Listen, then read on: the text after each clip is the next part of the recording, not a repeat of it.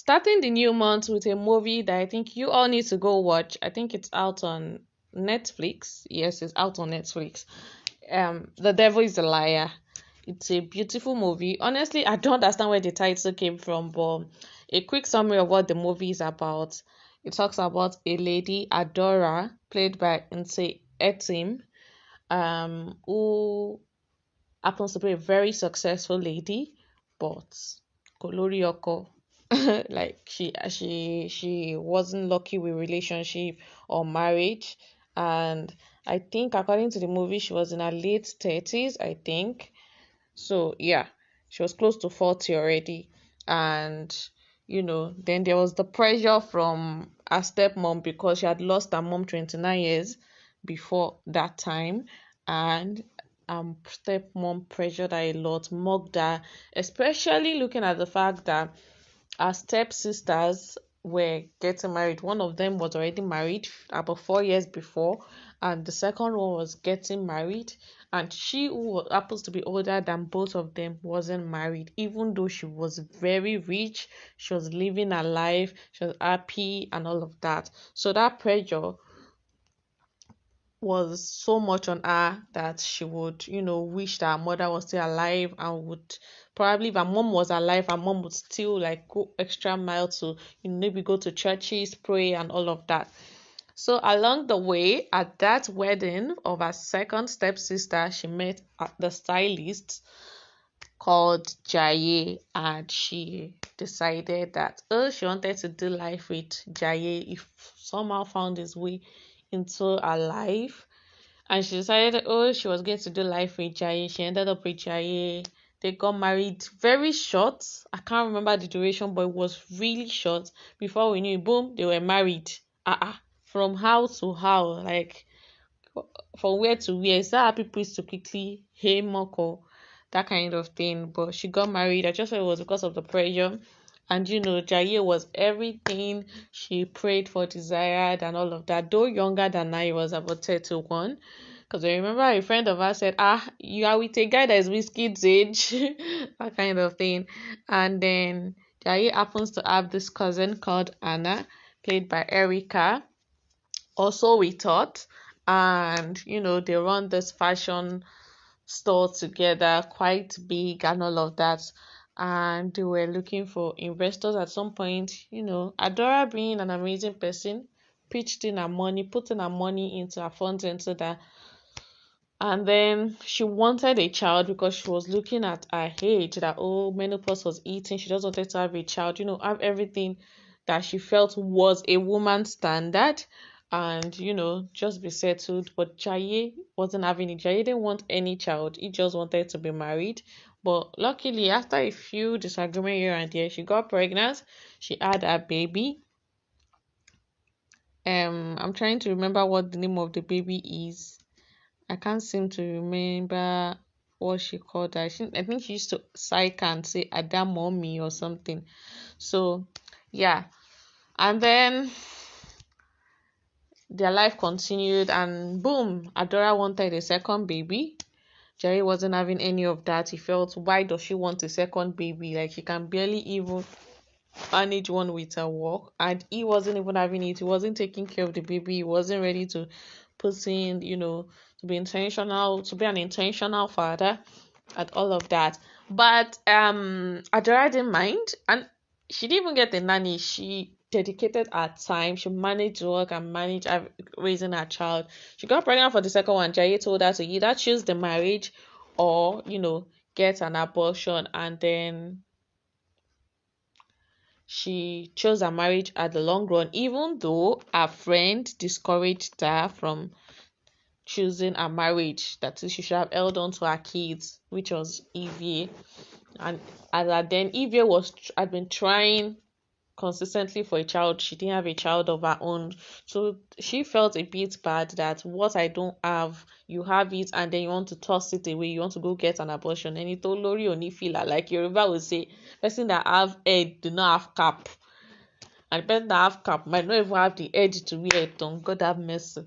So, and that was it. And then after that, she succumbed to it and chose her marriage. She went in for a D&T, and the baby was taken out, the pregnancy was taken out, and all of that. It was flushed. So she thought.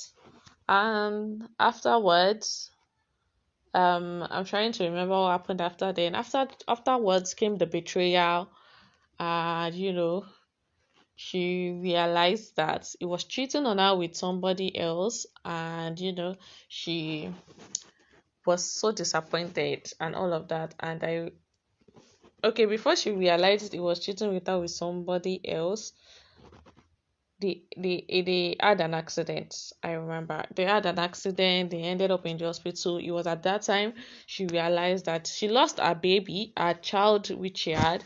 And even when her family thought, oh, God that gave her that baby would give her subsequent sons, and she thought so too. The doctor broke the saddest news to her that, oh, she had an hysterectomy. Me myself, I shock. I'm like, hysterectomy from where to where? Apparently, she had been deceived into getting a D&C, not knowing that she was going to have an hysterectomy. It was unknown to her. The husband, Jai, had connived with the doctor then, and all of that, Dr. Bala, and all of that. So, and then she went in search for the husband. She realized that he was no longer in the house. I think her house was empty at the time. And then somebody had sent her a note. Apparently, it was his so-called cousin, Anna, that sent her a note saying he was cheating with Carol. And when she got there, she ran him over. She attempted to kill him, but luckily for him, he didn't die. He ended up in the hospital. She was arrested, and then, you know, after that, they said, oh, she was going to be sent to jail for, depending on if he survives or not. He was and they had to fly him to India, only for the report to come back and say, oh, Jaye passed on, and she was sent to prison and all of that. So I think she spent about 6 years in prison. In between that was where Mercy Aigbe came in. She was the one gassing her up and telling her how to stand tall despite being bullied by other prison mates. And honestly, I was wondering what crime took Mercy Aigbe to prison. We were not told that. I really wanted to know why Mercy Aigbe landed in prison in the first instance. But anyways, that was it. She got out of prison, and her family felt, oh, it was best for her to go for a vacation.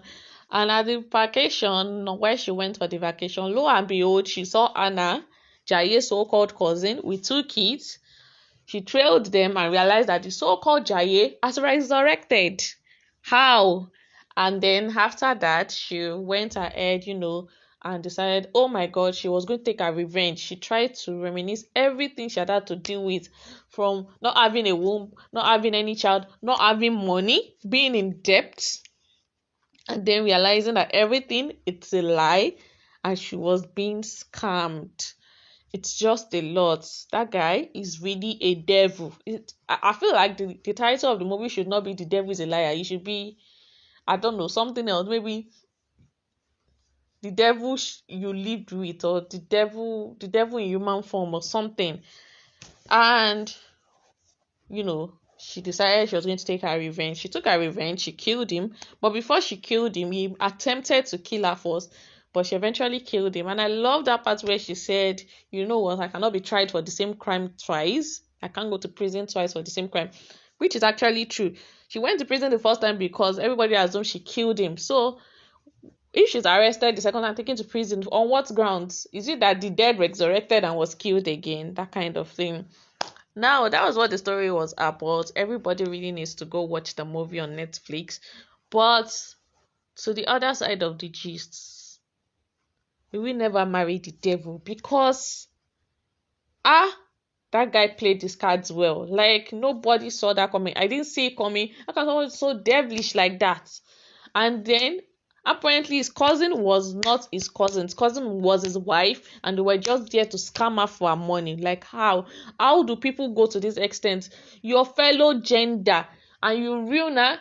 You took all her money, you put her in debt, you took loan without her knowing, in her name, and then you still perform an hysterectomy without her knowledge. It is really, really, I actually felt really angry that she didn't even kill Anna and his kids. And he even went ahead to change his name to Jimo Ibrahimo. It was so pissing.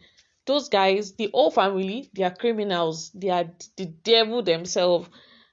And to the stepmother, the pressure she gave her was too much. These are the kind of pressure we see from people's biological mother. What's the role of a stepmother in pressuring a girl to that point? And when she had the accident, the stepmother didn't even show up in the hospital to check up on her, always mocking her, always insulting her just because she wasn't married. And even when she got married, she was still pressuring her that she should better start thinking of having kids and that. I mean, if the pressure wasn't there, then she probably wouldn't have ended up with the wrong person. There's an high chance that she wouldn't have ended up with the wrong person. Then I'm grateful for, I love our step sisters. They were really amazing. They stood with her all the way, even after she came out of prison. They were there through her, with her all through her trying times. I love that. So it just shows that you could have a terrible mother and the child has a different character. The child is not as evil as the mother. That was what that movie portrayed. Then also, I really don't understand the role of her father. Like, was he not supposed to stand his ground at some point? This girl lost her mother 29 years ago, and you allow your new wife, your main wife now, to keep pressuring her into getting married. Like, why was it so quiet? I don't get it. But in all of that, it was an amazing movie. You all should go see it. I've seen it like, I think about 3 times now. It's an amazing movie, and you all need to go see Devil is a Liar. You need to go see it, watch it for yourself. Trust me, they put in a lot of action and act and all of that into it. Then to the scene where they were making out, was that really necessary that we were seeing his bum bum? How? Well, where did Nollywood movie become like this? I don't understand that scene. Did they really have to show us all of that sexual acrobatics and all of that they were making love, fucking and all of that? It didn't really make sense. But anyways, it was a really amazing movie, good storyline, and very annoying too, though. But yeah, you all need to go see that movie. Let me know what you think about it. It's a great movie. Trust me, if I tell you it's a great movie, then you need to go see it. Out on Netflix. And see you in the next movie recommendation. Bye.